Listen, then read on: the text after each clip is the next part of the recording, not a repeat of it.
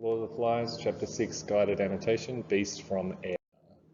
So firstly, in Chapter 6, he's trying to show the reader that democracy and the concept of the beast is being challenged here. This is likely due to his experiences of war and the conflicts that occur in the heat of battle, and the ways that democracy can seem lacking in these times of crisis. So basically, democracy requires a discussion, whereas more totalitarianist states just require one person to make a decision. So obviously, in wartime, one is superior to the other. To communicate this weakness of democracy in the face of conflict, Golding focuses on a political and psychological approach that centres around Jack, representing authoritarianism or totalitarianism, and Ralph, representing morality, civilization, and order, arguing about what to do about the beast. Rather than the Littlelans, Sam and Eric are here used as the ones to be swayed as they report seeing the beast. Crucially, Simon, representing religion, sees the beast as the picture of a human at once heroic and sick. So for him, the beast is sin or a flaw within all humans. Ralph also sees the beast as something more humanoid, showing an aversion to theories and giving voice to his fears. Instead, he alludes to Tarzan, saying, "The beast may swing through the trees like what's its name," which obviously we know means Tarzan, or he's suggesting. At the time of writing, a key event was World War II, which likely affected Golding to focus on the idea of Ralph as a Western democracy, such as maybe a Winston Churchill, and Jack as European fascism, someone like Hitler. And they're having conflict, and the Littlelans are the world being conflicted about kind of what's going on and which is best. So first thing, we've got leadership and power for these little sections here.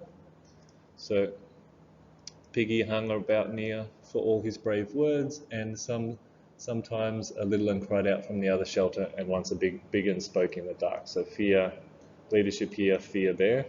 Then we've got fear of the unknown. There was a sudden bright explosion and a corkscrew trail across the sky, then darkness again and stars. There was a speck above the island, a figure dropping swiftly beneath a parachute, a figure that hung with dangling limbs.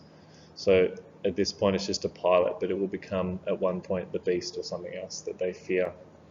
On page 119 you all say nothing to do there. 120 likewise nothing. We've got fear here. So the twins shared their identical laughter, then remembered the darkness and other things and glanced around uneasy. So that's a nice little quote you could use in an essay for fear. And then we've got a little, it's got the R here, which means Ralph, but it's actually talking about a fire. He did not like to remember it and looked away at the mountaintop. So this could be another example of perhaps thinking of the past or fear or something like that. Okay, so the first thing we've got here is onomatopoeia, which is a literary device, and it's basically the sound effects that we use in the English language. So here we've got plopping, other things like zip, crunch, crack, punch, kapow. If you think of cartoons, anything with that kind of with a sound effect is probably onomatopoeia. Then we've got here, for he was back where he came from, feeding the ponies with sugar over the garden wall. So I've got Britishness firstly, but also habits and order. So he's having dreams of being back at home, away from all the confusion and all the reality that he's actually facing. Then another, just a simple simile, the leaves were roaring like the sea. So all throughout this chapter we've got similes comparing nature to nature. So rather than say, if you think of the Australians first arriving in Australia and trying to find comparisons for everything, the boys are starting to actually realize the situation they're in and to make comparisons between nature for what it actually is, nature. So then we saw the beast plain, but probably the best quote for that is we saw the beast, for the beast, metaphor, symbol, etc. We got the metaphor here. Soon the darkness was full of claws, full of the awful unknown and menace. So the darkness obviously isn't actually full of claws or full of the awful unknown. Well, maybe it is for you. But that's a metaphor to describe the fear that they feel. Ralph took the conch from where it lay on the polish, so obviously there's the conch, and it also represents democracy as well, because that's its role in the piece. Okay, then we've got conch, as we started off before. He held the shell up instead and showed it to them, and they understood. Then the circle of boys before him bristled with hunting spears. So the spear symbolizes kind of tribalism, violence, kind of secret police, if you want to really extend the metaphor, I guess, and also fear, of course.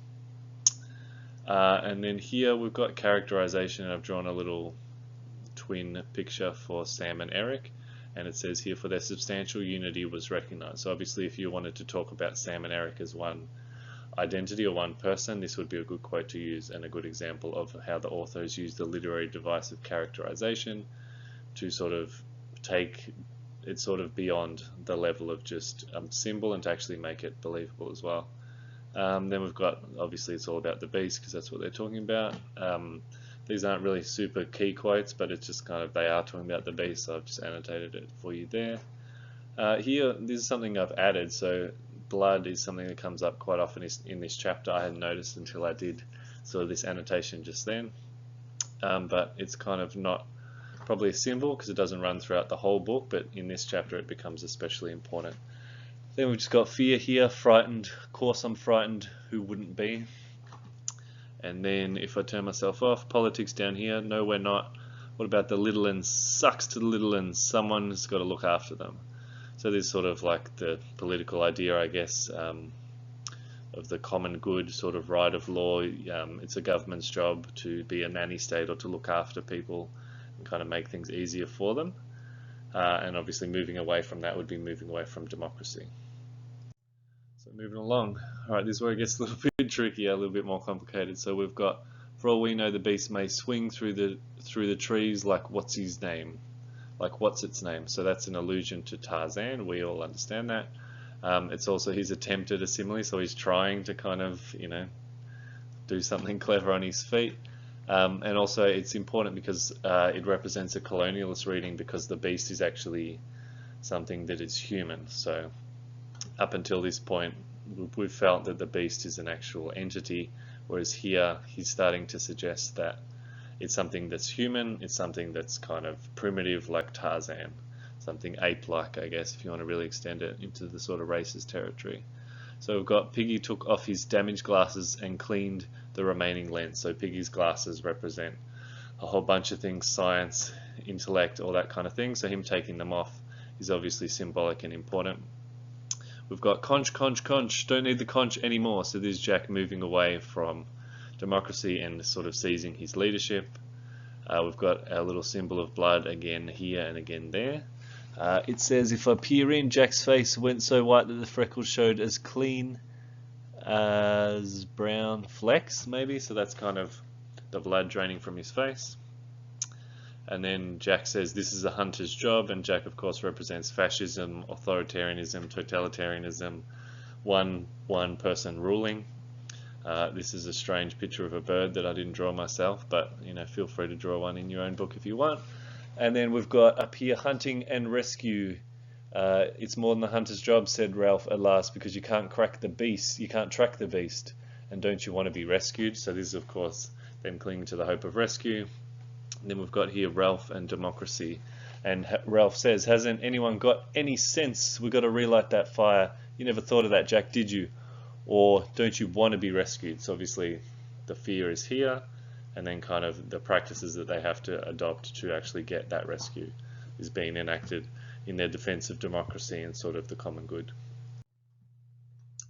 Right, so then here we come back to the beast. So we've got, yet was not fast enough to catch Sam and Eric. So they're talking about the beast and they're starting to question. Maybe it's actually flawed, maybe it's not as perfect and as scary and as fearful as they thought. And then there rose before his inward sight the picture of a human at once heroic and sick. So for Ralph, he started to see that maybe the beast, using his rational thinking that he represents, maybe the beast isn't everything he thought it was. And then for Simon, the sort of religious side, he sees kind of the beast as something within everyone, so he's seeing it as sin, I guess, in that way. We've got a nice little quote for Britishness here, and then blood comes back again with a white spot on his forehead turned red and trickled. So he's actually seeping blood, and so obviously that represents his vulnerability.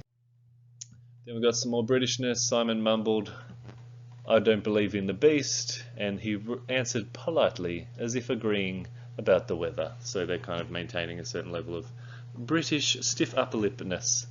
Now we saw the landscape of the swell like the breathing of some stupendous creature. So again, nature is being similed compared with nature. So this is actually quite a bold step. Before it was kind of described in much more foreign and strange concepts.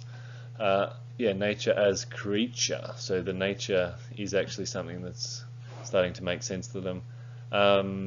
The water was whispering like the wind. So again, you don't often really have a simile comparing something with, in essence itself, nature with nature, but it's starting to happen here. And then the opposite here, spread like a table, which is of course, I guess, Britishness again. So the contrast that they're still hanging on to their Britishness even through the similes they're using. This is one I need to explain. So then the sleeping Leviathan breathed out water.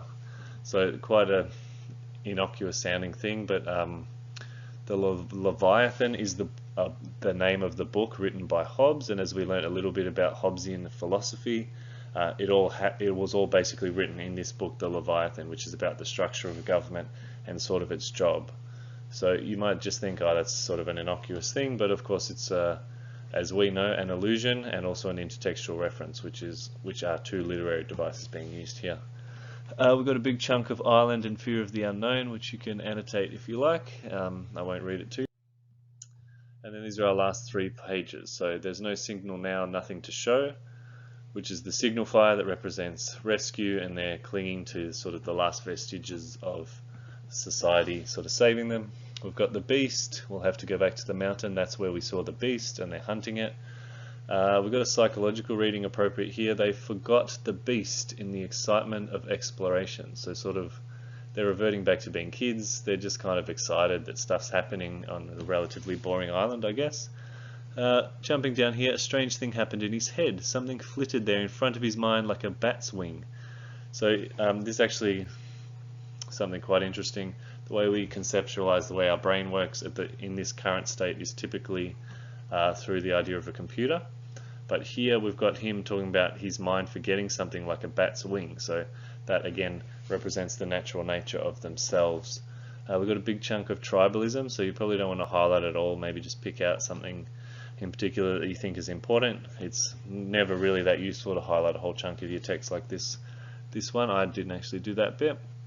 Ralph struck the skin off his knuckles, so again, blood is suggested, which is a symbol in chapter 6 that represents the threat that they're under. And then, last little bit, mutinously, so rebelliously, the boys fell silent on muttering, which is sort of their descent. And then Jack led the way down the rock and across the bridge. So we've got the contrast here between democracy, rescue, civilization, and Jack representing authority, leadership, and I guess the abandonment of civilization and the abandonment of democracy. So I hope this has given you some good stuff to annotate for chapter 6. And then here I've just sort of summarized the features of chapter 6 that I've kind of pulled out. Firstly, the blood symbol that I've explained, similes, which I've also explained through the piece, that we're comparing the nature with nature. Only one metaphor, but it's about the fear of the night. Characterization, just Sam and Eric really here, because we've already established who Ralph and Jack are earlier in the book. The word that I still struggle to say, onomatopoeia, which are the sound effects. And then basically, I'll just talk you through these are the readings that I think are appropriate for this one. Colonialist works quite well because the boys are becoming more in tune with nature, and they're becoming, I guess, what some people would call more savage and more native, in tune with their environment. Feminist doesn't really fit particularly well here because at no point do they reference females, but you could probably add one if you really wanted to go to town on it. For a political reading, Jack and Ralph's interactions are obviously representative of democracy and totalitarianism, authoritarianism, similar concepts really. Socially, Sam and Eric represent kind of the mass, the populace, the people, the voters. Bildun's Roman, no characters really progress here. In fact, most of them go backward and become more childlike, dreaming of simpler times. Psychological, a lot of people regress, so that works quite well. Nothing specifically gender and nothing specifically ethical, unless you think that the political is ethical.